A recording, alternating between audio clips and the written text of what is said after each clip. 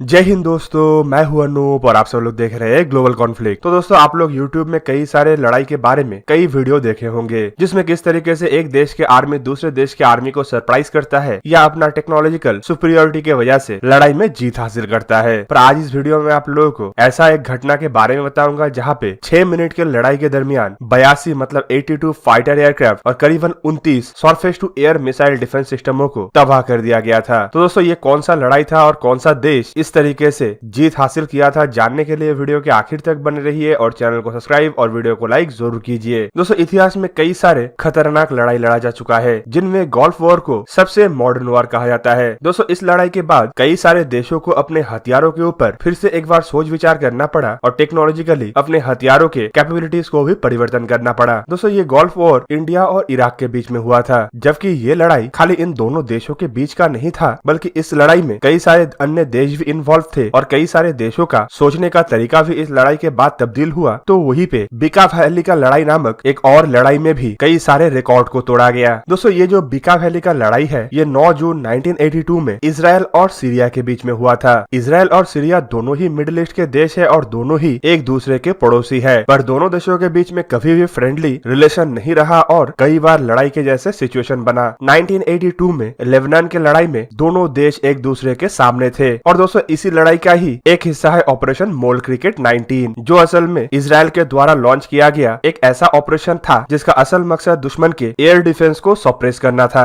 Even इस mission को लेके ये भी कहा जाता है कि ये पहली बार ऐसा मिशन था जिसमें वेस्टर्न इक्विप्ड एयरक्राफ्टों के द्वारा सोवियत निर्मित सरफेस टू एयर मिसाइलों को तबाह किया गया था। और द्वितीय विश्व युद्ध और कोरियन लड़ाई के बाद ये ऐसा पहला ऑपरेशन था जिसमें इतने बड़े तरीके से फाइटर एयरक्राफ्ट और हवाई इक्विपमेंटों का इस्तेमाल किया गया। और दोस्तों, लड़ाई के फलस्वरूप इजराइल को एक बड़ा सक्सेस भी मिला। इवन इस लड़ाई का जो फल था वो पूरी एक तरफा था और इजराइल को लड़ाई में एक तरीके से एक तरफा ही जीत मिला। दोस्तों, इस लड़ाई के दरमियान इजरायली एयरफोर्स की तरफ से सीरिया द्वारा बीका वैली में तैनात किया गया 30 surface to air missile batteries में से 29 को तबाह कर दिया गया था, जबकि लड़ाई के दरमियान 82 से 86 मतलब 82 to 86 सीरियन फाइटर एयरक्राफ्टों को भी इजराइल द्वारा मार गिराया गया, जबकि दूसरी तरफ इजराइल को बहुत ही मिनिमम नुकसान हुआ। इवन दोस्तों, देखा जाए तो उस समय सीरियन मिलिट्री का ताकत इतना कम नहीं था, क्योंकि अगर एक वैली को प्रोटेक्ट करने के लिए 30 सरफेस टू एयर मिसाइल के बैटरीज को सीरिया द्वारा तैनात किया गया था, तो इससे ही आप अंदाजा लगा सकते हैं कि सीरिया तब कितना ताकतवर देश था। इवन इस लड़ाई का फल इसीलिए भी चौंकाने वाला है क्योंकि ये पूरा का पूरा घटना मतलब 29 सरफेस टू एयर मिसाइल का तबाह होना और 82 से 86 फाइटर एयरक्राफ्ट को मार गिराने के ऑपरेशन को सिर्फ 6 मिनट के अंदर ही अंजाम दिया गया। दोस्तों, इवन 6 मिनट में इजराइल खाली 29 सरफेस टू एयर मिसाइल को तबाह नहीं किया, बल्कि कई सारे देशों के सोचने के तरीके को भी तबाह किया। तब तक मिडिल ईस्ट के कई सारे देशों के द्वारा इजराइल को एक कमजोर देश के रूप में देखा जाता था, पर इस लड़ाई के बाद उन देशों के सोचने का तरीका को भी बदला गया और इजराइल इस एरिया में कमजोर नहीं बल्कि ताकतवर देश के रूप में भी पहचाना गया। दोस्तों, 1980s के दशक में सोवियत सरफेस टू एयर मिसाइलों को सबसे घातक माना जाता था। इवन इससे पहले कोई भी देश के द्वारा इस तरीके से सोवियत सरफेस टू एयर मिसाइलों को कभी चैलेंज नहीं किया। लेबनान की लड़ाई के दरमियान इजराइल को पहले ही भनक लग गया था कि यह सोवियत निर्मित सरफेस टू एयर मिसाइल लड़ाई का रूप बदल सकता है और इसी वजह से पहले ही एक झटके में इजराइल द्वारा इसे तबाह करने का प्लान बनाया गया। दोस्तों, इवन आपको जान के हैरानी होगा कि इस टोटल लड़ाई में इजराइल को एक भी एयरक्राफ्ट गंवाना नहीं पड़ा। इस लड़ाई में जहाँ पे एक तरफ इजराइल द्वारा 90 से 100 फाइटर एयरक्राफ्टों का इस्तेमाल किया गया, जिनमें ज्यादातर F-15 और F-16 जैसे अमेरिकी निर्मित फाइटर एयरक्राफ्ट था, तो वहीं पे इजराइल एक स्क्वाड्रन रिमोट पायलट व्हीकल का भी इस्तेमाल कर रहा था। जबकि दूसरी तरफ सीरिया द्वारा भी करीबन 100 के आसपास एयरक्राफ्टों का इस्तेमाल किया गया, जिनमें ज्यादातर MiG-21 और MiG-23 जैसे ग्राउंड अटैक एयरक्राफ्ट, जबकि कुछ संख्या में MiG-23M air to air fighter भी था। इसके अलावा सीरिया के पास 30 surface to air missile battery उसी एरिया में तैनात था और लड़ाई के अंत होते होते इजराइल का सिर्फ 2 F-15 एयरक्राफ्ट डैमेज हुआ, जबकि एक अनमैन एरियल व्हीकल का नुकसान हुआ। वहीं पे सीरिया के नुकसान के बारे में आप सब लोगों को पता ही होगा। तो ये एक ऐसा लड़ाई था जिसमें 6 मिनट के अंदर 0 to 82 के रिजल्ट में इजराइल को सक्सेस हुआ। दोस्तों, अब चलिए जानते हैं अमेरिका का एक ऐसे मिसाइल के बारे में जिसे लेकर अमेरिका का दावा है कि ये 30 मिनट के अंदर चाइना तक पहुंच सकता है। तो दोस्तों, UK based news agency daily express के 17 मार्च के रिपोर्ट के मुताबिक अमेरिकी प्रेसिडेंट जो बाइडेन के तरफ से अमेरिका के सबसे खतरनाक और ताकतवर हाइपरसोनिक मिसाइल के डिस्प्ले का तैयारी किया जा रहा है और ये हाइपरसोनिक मिसाइल करीबन माक 20 की रफ्तार से ट्रैवल कर सकेगा और सिर्फ 20 मिनट में मॉस्को तक, जबकि कि 30 मिनट में बीजिंग तक अपना पहुंच बढ़ा पाएगा। दोस्तों रिपोर्टों के मुताबिक यूएस एयरफोर्स द्वारा एक्सपेक्ट किया जा रहा है कि पहला हाइपरसोनिक मिसाइल के पहला बूस्टर टेस्ट फ्लाइट मतलब BTF-1 आने वाले 30 दिनों के अंदर संपूर्ण किया जा सकता है, जबकि ये मिसाइल कैलिफोर्निया में स्थित एडवर्ड्स एयरबेस में मार्च 1 के दिन पहुंचा दिया गया है और मिसाइलों को B-52H स्ट्रेटेजिक बॉम्बरों में लोड किया गया है। फिलहाल मिसाइलों के ग्राउंड टेस्ट चल रहा है और ग्राउंड टेस्ट समाप्त होने के बाद ही BTF-1 मतलब बूस्टर टेस्ट फ्लाइट 1 को अंजाम दिया जाएगा। दोस्तों अब तक माना जाता था कि अमेरिका हाइपरसोनिक मिसाइलों के मामले में रशिया से पीछे है। इवन अमेरिका द्वारा अब तक सक्सेसफुली हाइपरसोनिक मिसाइलों को अपने बेड़े में डिप्लॉय भी नहीं किया गया, पर कुछ मिलिट्री एक्सपर्टों का मानना यह है कि इस तरीके के मिसाइलों के डेवलपमेंट दुनिया के इस सोच को बदलने में मदद करेगा। दोस्तों अमेरिका जो सबसे पहले हाइपरसोनिक मिसाइल को डिप्लॉय करने का इरादा रखता है वो असल में AGM-183A aerial rapid response weapon है, और ये वही मिसाइल है जिसे लेके पूर्व अमेरिकी प्रेसिडेंट डोनाल्ड ट्रंप की तरफ से बताया गया था कि ये अमेरिका का सुपर डुपर मिसाइल है। इवन डोनाल्ड ट्रंप द्वारा तब ये भी दावा किया गया था कि ये मिसाइल दुनिया में अब तक बनाया हुआ किसी भी हाई स्पीड मिसाइल के तुलना में 17 गुना अधिक रफ्तार से ट्रैवल कर सकता है। और दोस्तों करंट सिचुएशन को अगर देखा जाए तो दुनिया के सबसे आधुनिक हाइपरसोनिक मिसाइल अमेरिका के पास नहीं है, बल्कि ये मिसाइल है रशिया के पास। रशियन न्यूज रिपोर्टों के मुताबिक 2018 के मार्च महीने में रशियन प्रेसिडेंट व्लादिमीर पुतिन के तरफ से अपने फेडरल कॉन्फ्रेंस के एड्रेस के दरमियान पायनियर मिसाइल के डिप्लॉयमेंट के बारे में जानकारी दिया गया था। और दोस्तों ये जो रशिया के पायनियर मिसाइल सिस्टम है ये असल में UR-100N इंटरकॉन्टिनेंटल बैलिस्टिक मिसाइल और hypersonic variable track guided warhead का एक मिश्रण है